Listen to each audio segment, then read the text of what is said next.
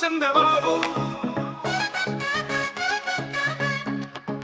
కూటమి ప్రభుత్వం ముద్రించింది. అన్ని మాయలు కుట్రలు కుతంత్రాలు అనేక రకాల మోసపూరిత హామీలు ఇచ్చి ఓట్లు వేయించుకొని తీరా గెలిచిన తరువాత ఇస్తామని చెప్పిన హామీలను నెరవేర్చకుండా ప్రజలను ప్రభుత్వ ఉద్యోగులను మోసం చేసింది కూటమి ప్రభుత్వం. సూపర్ 6 హామీలు ఉన్నారు.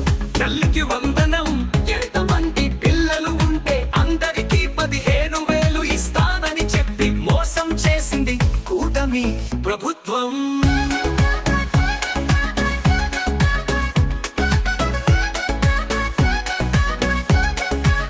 రైతు భరోసా కింద ఏడాదికి 20,000 సాయం అన్నారు, అది లేదు. మహిళలకు ఫ్రీ బస్సు అన్నారు, అది లేదు.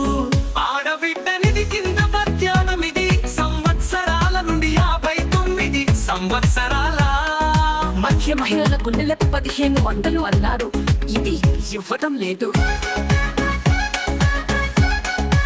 ఫీజు రీయింబర్స్మెంట్ చెల్లించటం లేదు.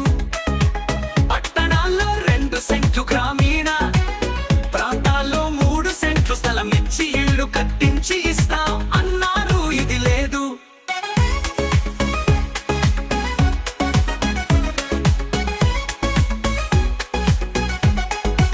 కరెంటు ఛార్జీలు పెంచను తగ్గి